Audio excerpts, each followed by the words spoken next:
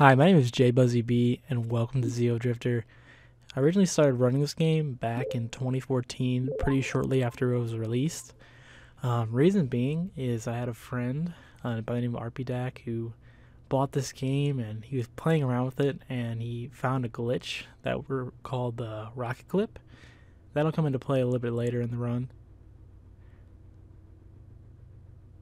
So as you can probably notice right off the bat, it's very quiet, and the reason for that is because we play this game without the music effects on. There will still be some sound effects. In fact, most of the sound effects will be present throughout the run. However, we turn the music off because it actually saves about 20 seconds throughout the run.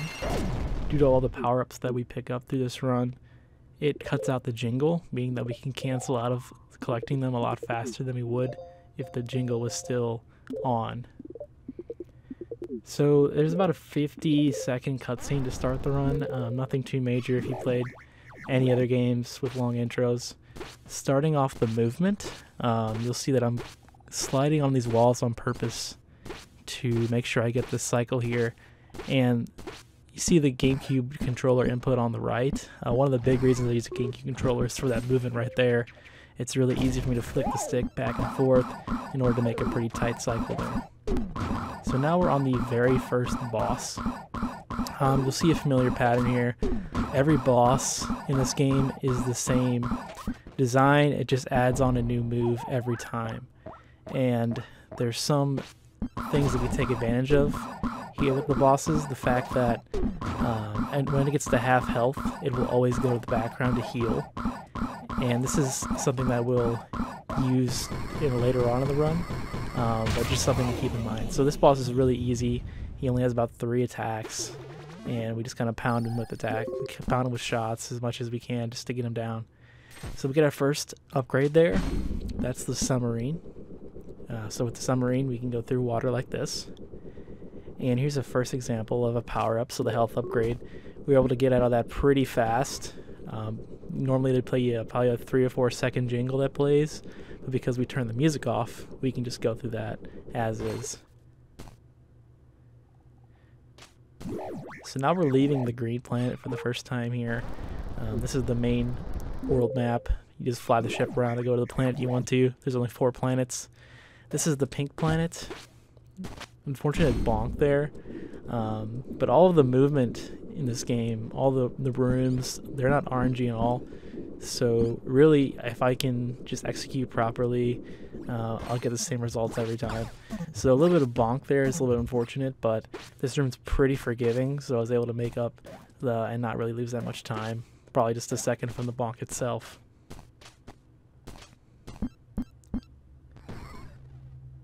Alright, so this next room up here is a very long room, and this really is where all of just memorizing the route comes into play, just so you don't run into anything and you don't have to slow down anywhere as well.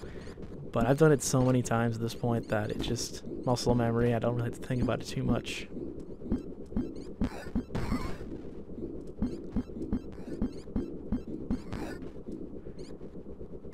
Alright, I try to jump out of the water on the right there so I don't have to go up in the air and miss the door.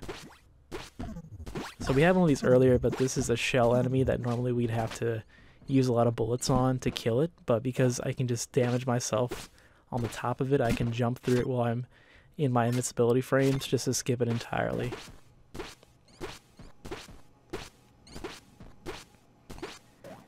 So the bosses all have these little spikes that go out. That's actually health. If I shoot that, I can collect the health, but it's not really necessary on the first 2 bosses to do that.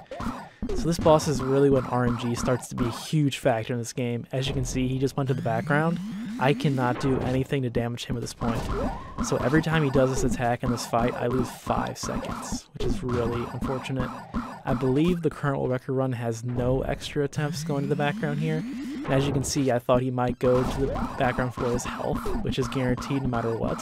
However, I was just a little bit above getting him at half damage, which means he did another Spore rock attack, which is really unfortunate. Something that's kind of ironic is because the Spore attack is the worst thing on this boss, but if I get it on the next 3 bosses throughout the game, It's the ideal attack. Like, I want him to do that attack on any other boss fight except this first one. So this upgrade here is plane shift. This will allow me to phase into the background at any point there's something to phase in there, so I can actually damage him when he goes to the background now. It's a very helpful item. It's actually the first item that you can actually use to clip out of bounds. However, there's not really a really good use for it at any percent. Alright, it's a pretty tricky room to get through here. Now we'll be collecting our first gun upgrade.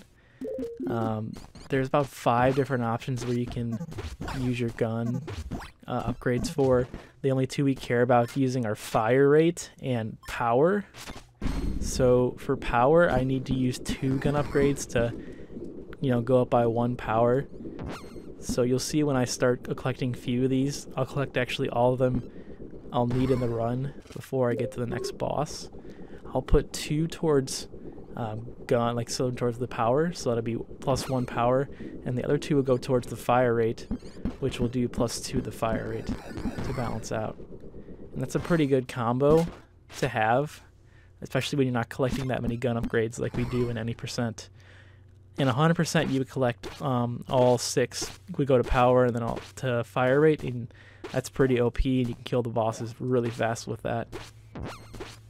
So we're going to do a little sidetrack here off the main route just to collect this gun upgrade because it's one of the fastest ones to get. Here, unfortunately, I got hit by the shell enemy. Those big bullets do 2 damage. Most things this game will only do 1. It's pretty easy to tell if it'll do 2 damage because it's a pretty big hitbox that'll do it to you. So here I only got down to 1 health, which is pretty unfortunate, but I was able to clutch it out and get to my ship.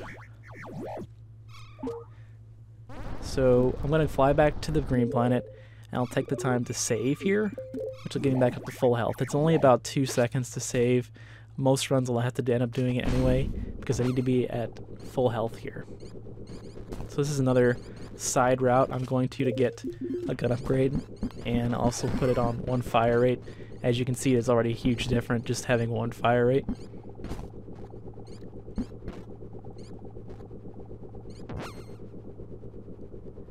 Another thing to note is every time I get a gun upgrade, the menu automatically pops up. So I'm not purposely wasting time every time to pull it up. It just pulls it up for me, so it's just faster to just take care of it right away. So I'm going to damage myself to get over that lava just to get that gun upgrade earlier so I can use it on the 3rd boss. So that's why I need to be at full health here. Especially when I save, because I'm going to take 2 damage there. And I want to fully heal myself before this 3rd boss. So I need to make sure I can do that as fast as I can. So I get a lucky shot here that takes out the thing and collect my 2 health. So here's where we're going to really abuse the boss to kill him. It will kill him a lot quicker than it would be normally. I'm going to jump in the background here, and the enemy is programmed to follow you to the background, so you can't just camp back there for it. So it's trying to kill me right now. I'm just going to tank as many hits as I can there to get him to half health. Because at half health, like we mentioned before, he will try to heal. And this skips him doing an attack called the bubble attack, which will put him in an invincible phase, and I can't actually hurt him for like 20 seconds.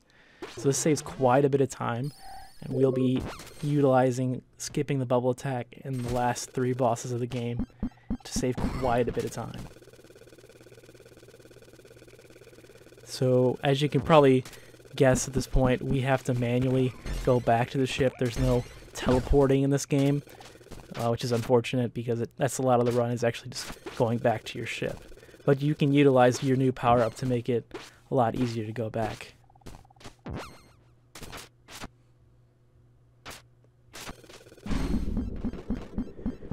Alright, so this is the only planet we'll visit twice in the run. I'm going to go here to collect this health upgrade to get the 6, and that's where we'll be at for the entire run. So this is the final planet of the game. The final boss is here, but you're intended to make 2 visits to it. However, because of our skip, we can only come here once. So I went over a rock enemy there. I slid underneath him. It's a lot faster to do that, because if you actually touch him, you get 3 damage, which is the max you can get hurt in this game. So by sliding underneath him, I avoid taking that damage and killing him at the same time. So this room went a little bad at the start, but fortunately I was able to get a good cycle here, so I didn't waste as much time as I probably could have. Probably by far the most difficult room to do in any percent.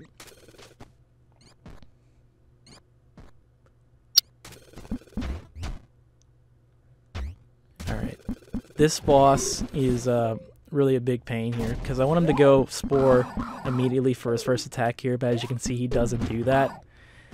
The only way to avoid him getting the bubble attack at this point is for me to just wait and not attack him until he eventually rolls to get me the Spore background attack, and as you can see I got really bad RNG here, so this is going to be the biggest time lost, and to this point I could have maybe had a Shadow World record with this run, but this kind of ruined it. So we'll just have to wait for him to go to the background. And there he goes. So now we can just kill him like we were doing for the third boss. It's unfortunate that at this point to get world record I really just need to get him to Spore like as fast as he can. So we'll be killing this boss normally. I'll be talking about the huge glitch in this game, which is called the rocket clip. We get the rocket ability from this boss. The rocket's really just going up like you would for run. He just rockets in the air. We can abuse the rocket to clip into walls, and then I have to slide down the wall, and when I'm perpendicular with the floor, he will clip through there. So normally I have to go out to the left here, but it's faster to clip out the right door, so I don't have to go around in a huge circle. So normally we have to go back to the ship to go to back to the pink planet to get another upgrade, but because of the rocket clip, we can go straight to the final boss right now. So that's what I'm going to be doing here. This room did not go too well, but that's okay. Ideally, I don't want to get hit at all going to the final boss, so we don't have to like get a health upgrade to get back to full health. Because of new strats, the final boss is significantly easier than he used to be. It used to be very, very hard to kill the final boss with what we have now, but because of a new glitch that a new use we found for the rocket clip, the final boss is extremely easy and consistent now. I'm super confident that I can perform this run super consistently just because of how easy the final boss is now. So this rocket clip's a little bit tricky sometimes.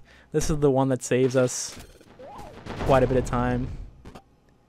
As you can see, I need to get 2 more upgrades to move on, but because I have rocket clip, I can skip those altogether. So this is the final room. We used to clip in this room to go straight to the final boss, but then we found it was faster just to do the room normally. Yep, so because I got hurt, I had to get this upgrade here. This hits the health to refill it. Have a little trouble with the menu here. I'm changing my gun upgrades to go full power. So I'm going to try and shoot him as many times as I can here.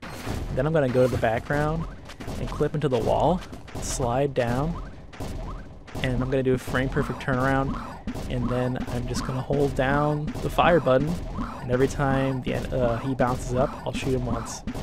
This seems like it's very, very slow. However, it turns out to save about 90 seconds in the run. I beat my previous world record that stood for almost 2 years by 1.5 minutes because of this strategy here.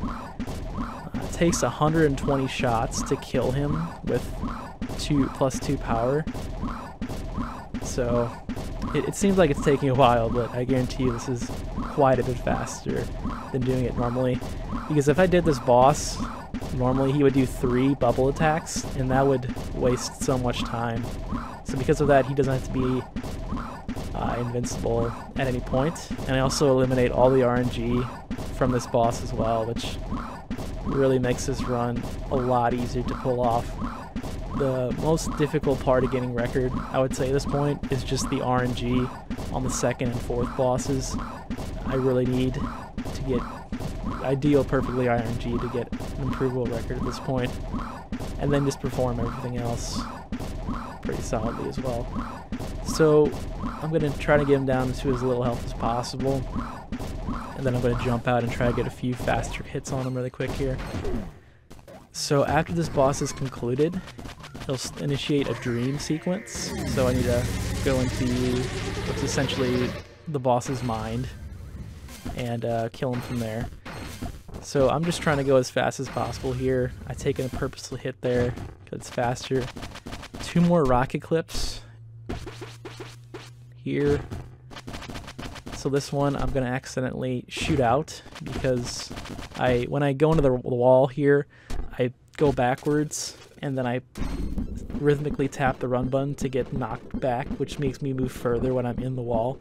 So because of that, I accidentally clipped out there, but it's not a huge time loss. So now that we get to these vines, we shoot the final boss there, we will die and give us our precious warp core, which is what we need to escape and continue on our merry way. So with all the bad RNG, this was still a 15. In a marathon setting, I can't see myself getting any more than like a really low 16 at this point, which makes it a very consistent run. I'm super excited to see what this game brings. Recently, it was released on the Nintendo Switch, which means it's now on 6 different versions, which is quite insane. It's very fast-paced run, so I kind of was having a hard time keeping up with everything that was happening. So this gives me a little bit of time to kind of go in depth about some things as well. You can see Jules Watson, who created this game, has been a huge supporter of me. He sent me over some stuff actually, and something that a certificate that said you were the world record holder. I couldn't ask for anything more than that, just to be recognized by the developer and be supported by him. So really, I couldn't thank him enough for making this game and then being supportive of the speedrun as well. A lot of other thanks for the other people in the Xeodrifter community. Like I mentioned before, the Switch release brought a few new people in there, so we're excited to see where we can bring this game, and hopefully other of Jules' releases here in the future.